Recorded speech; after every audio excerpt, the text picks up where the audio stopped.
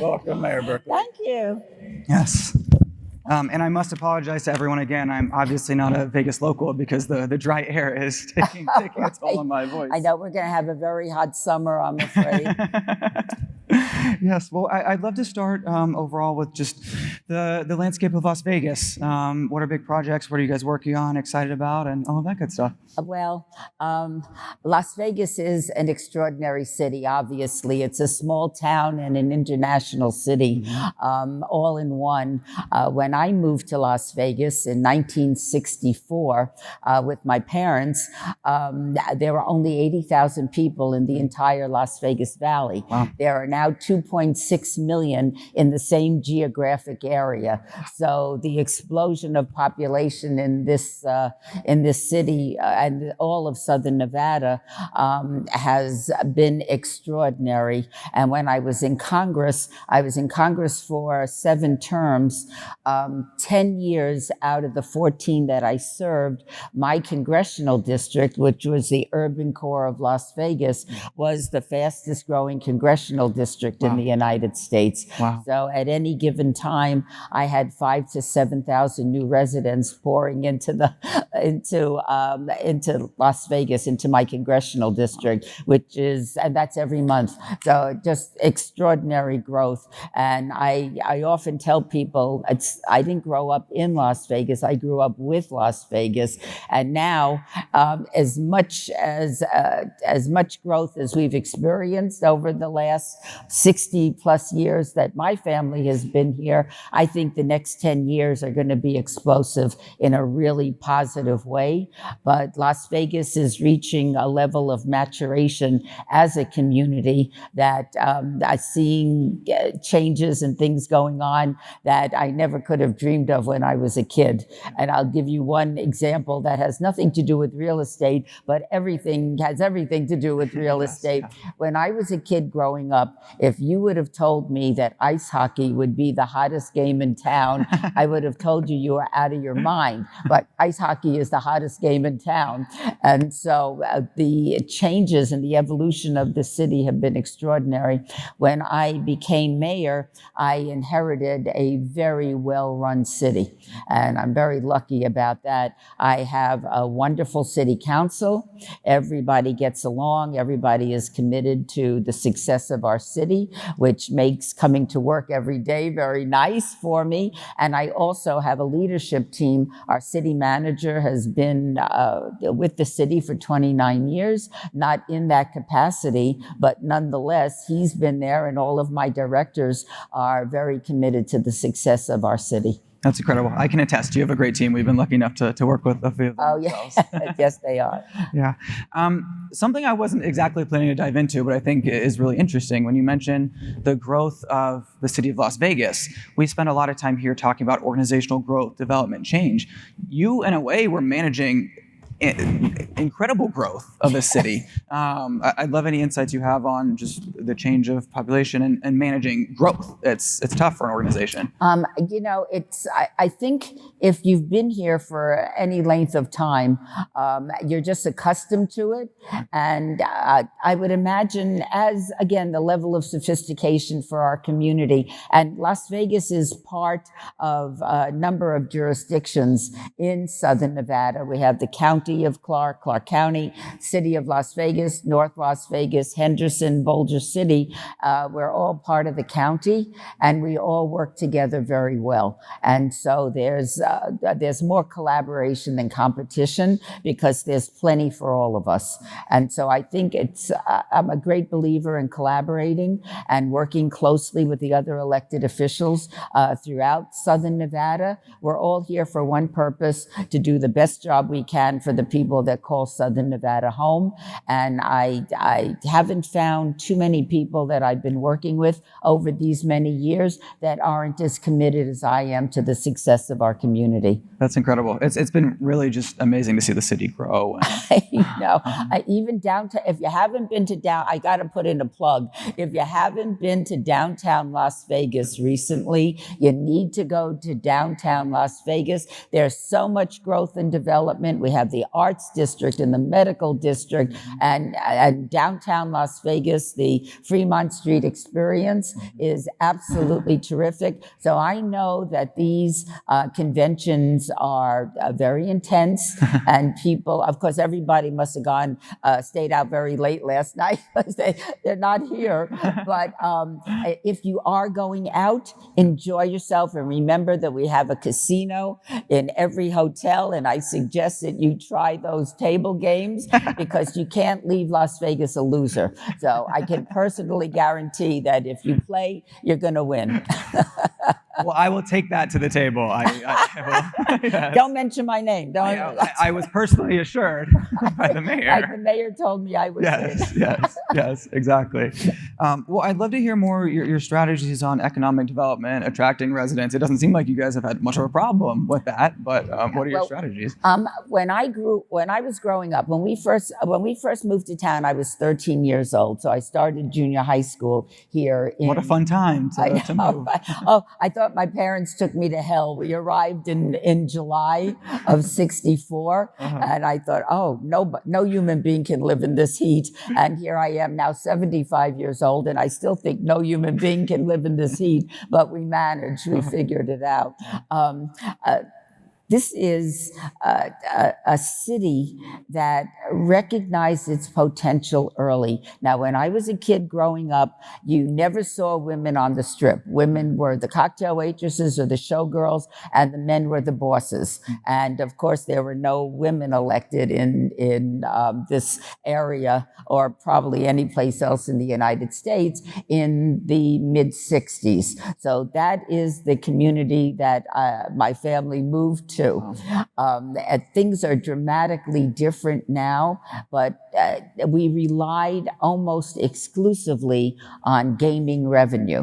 And I was vice president of the old Sands Hotel, so I was in the gaming industry for 9.5 years. I love it. I think it is the most unique industry on the planet. Every day is an adventure, and gaming is definitely a business. But we've reached a point in our evolution that we recognize that economic diversity is very, very important to the future of this community, and are working very hard to attract businesses and industries that don't require a lot of water because we are in the middle of a drought, but would make a significant impact on our community. But we also recognize if these major companies are going to come to Las Vegas, relocate their headquarters, we have to do a better job of transportation, providing more transportation options, especially as we keep growing outward and developing outward.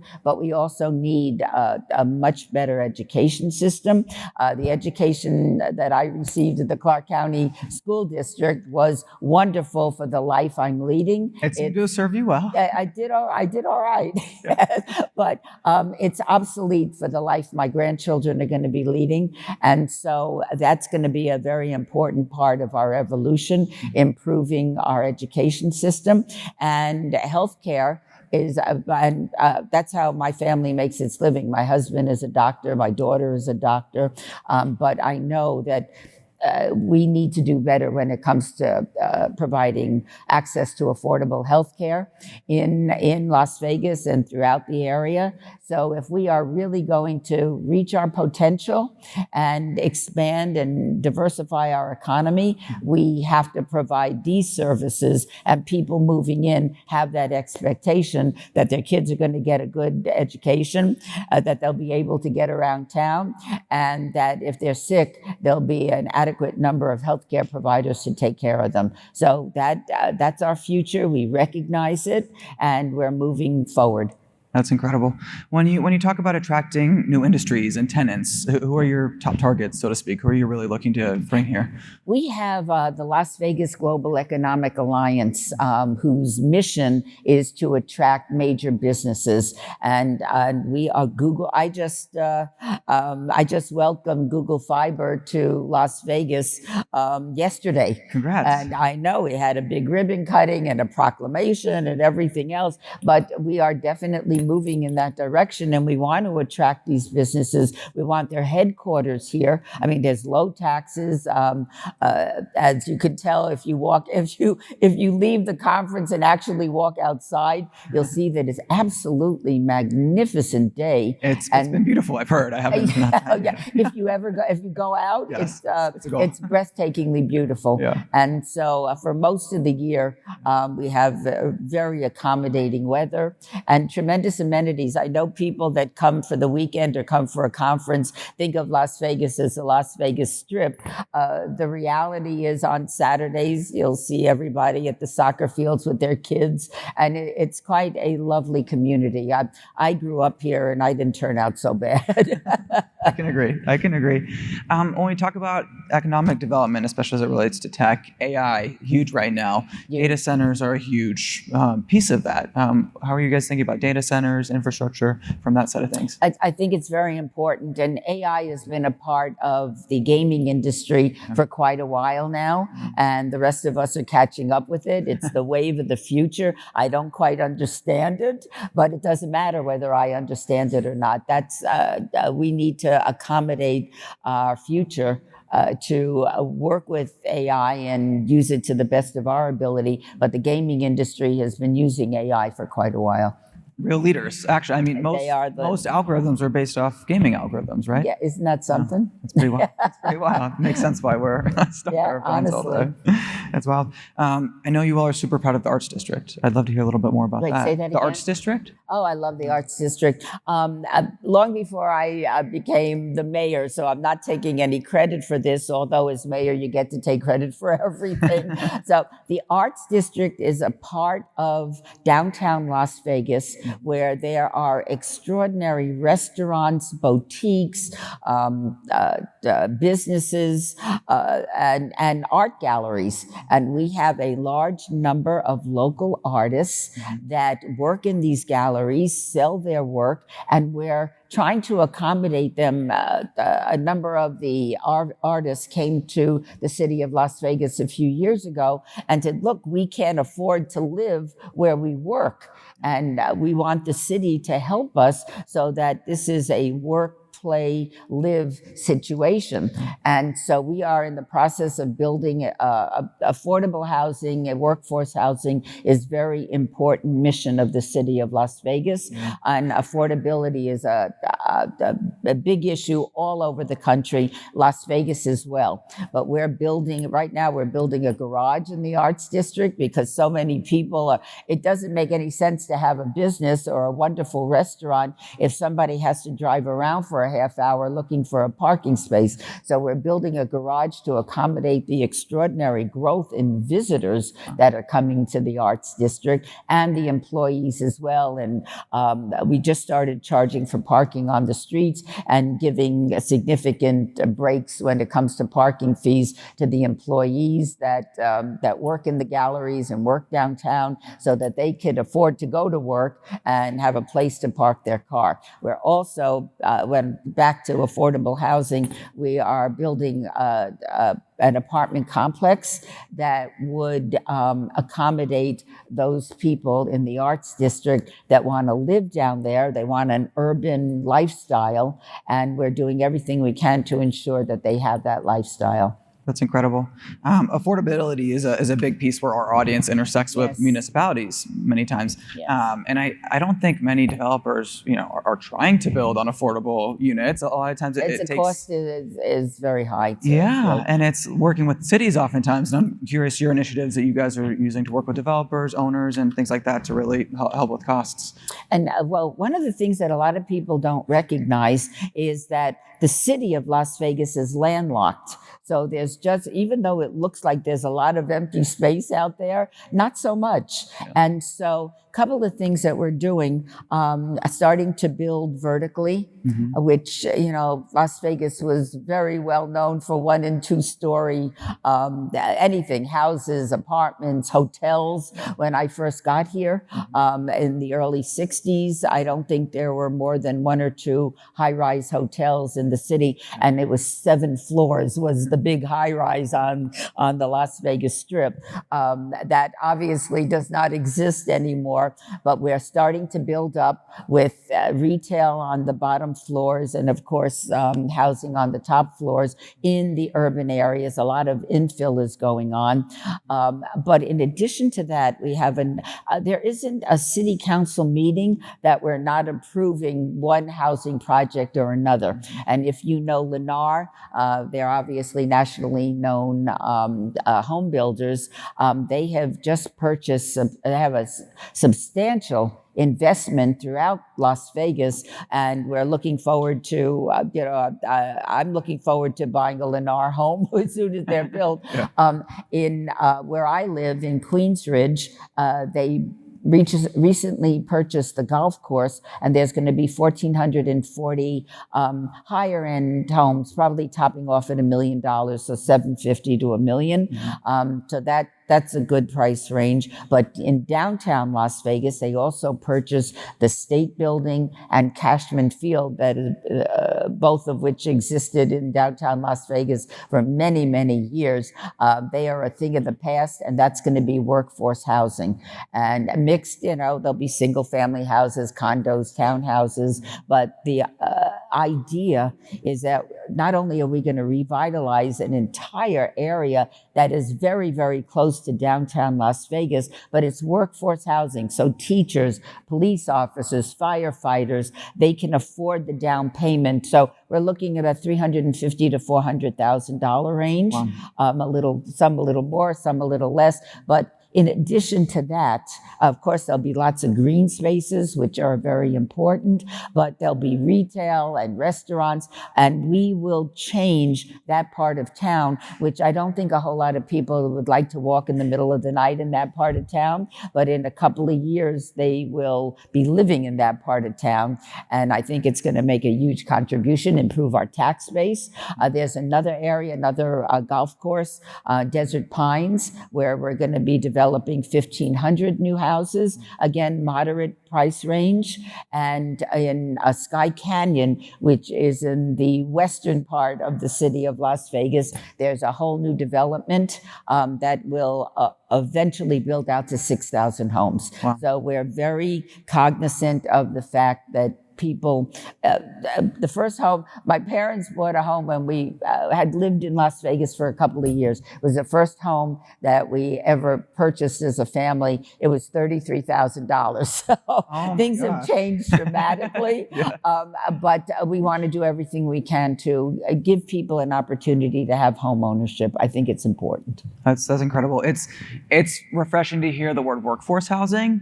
That's not something you hear from local policymakers. Yeah, we're very sensitive to that, and it's different from affordable housing. But everything is rent caps, freezes, affordability. We don't want to do that. We don't believe in rent control. I want to. I think the more inventory we have, it's a supply and demand issue. So if you have enough supply, the cost of the housing will go down, and that's what we want to accomplish. Yeah, that's incredible. Something else related to real estate is lifestyle changes. We're seeing a lot of lifestyle changes. Vegas is, to a lot of tourists, known as a party city, but things are changing. We as a conference, we're having to think about non-alcoholic options, wellness, things like that. But that's a bad thing. I encourage you to drink and gamble while you're here. Yes. But in terms of shifts to wellness and I'm joking, like that, shifts to wellness. I've heard a lot about projects that are shifting to more of a wellness-focused aspect, lifestyle, things like that. Yes, obviously, it's we're so much more cognizant of what healthy lifestyle, and so all of these developments. I mean, we make sure that there's pickleball courts and soccer fields. People want to be outside. They want to be enjoying the outside, and that's a good lifestyle. But here in Las Vegas, I also, it's that urban lifestyle that is really attracting people to downtown Las Vegas. They want to get rid of their cars and just have a opportunity to live and work and play in one area. And so many of our developments downtown are accommodating people that want to do that. Obviously, for my life, at my stage in life and my lifestyle, that is not something that I'm interested in. But that number of people that are coming into town, that's what they prefer, and that's what we're trying to make sure that they have an opportunity to enjoy. Yeah.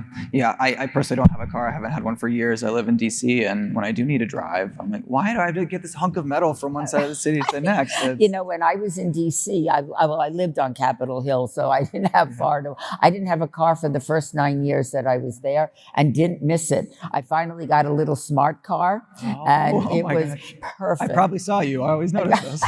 The danger on the roads. No, that was the perfect car for Washington, D.C., easy to park. And good on gas mileage and everything else. But that was a great car for Washington, D.C. I don't recommend it for Las Vegas. I don't think it would be so good here.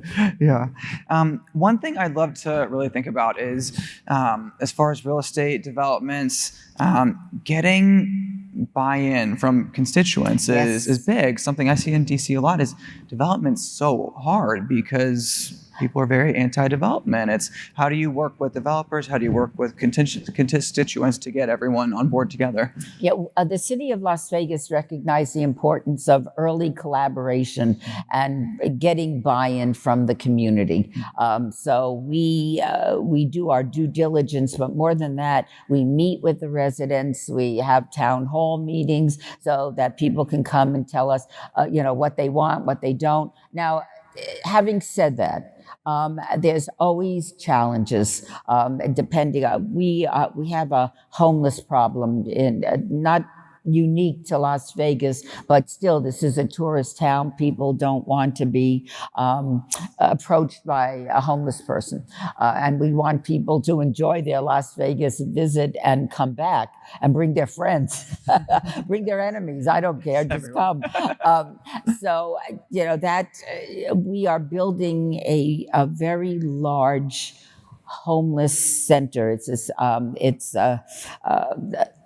It's very important that I don't believe anybody should live on the streets, no human being. It's unhealthy, it's dangerous, and it's not a place for human beings. So we are building a 900-bed facility. This is not a drop in when you feel like it. This is, you have to apply to be accepted into the program. You're there for a year.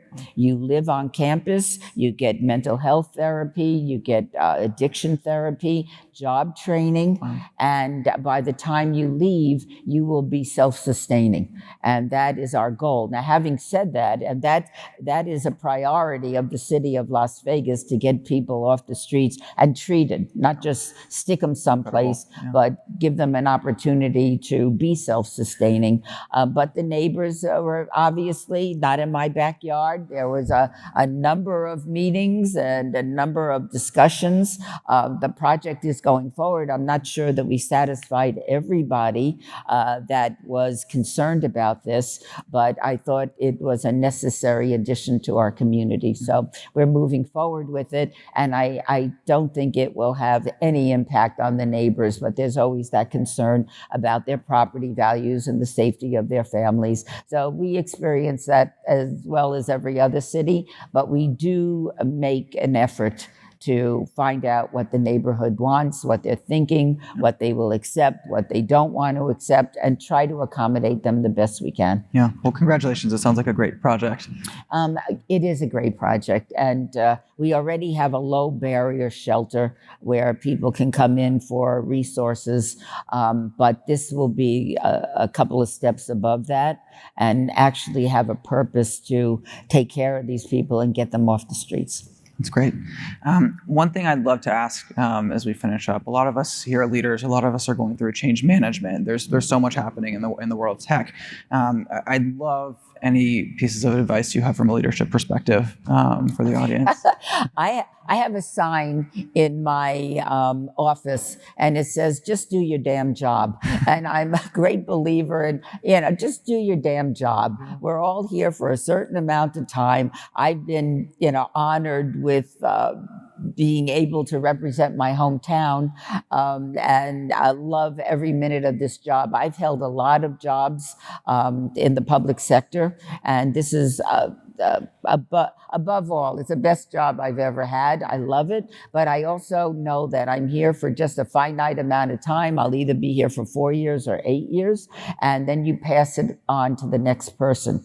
And so I think it's very important to don't overthink your job, and recognize that this is not a lifetime appointment. Yeah. You're there to do the job, to do the best job you can for either if you're a business person, for your employees and your customers. If you are the mayor of Las Vegas, your job is to protect, defend, and make your constituents' lives better. And that's exactly what I do, or try to do every single day. And I also think I've seen a lot of changes in this community. I really have. And as I said at the beginning, it's not so much that I grew up in Las Vegas. I grew up with Las Vegas. So I know this community very well.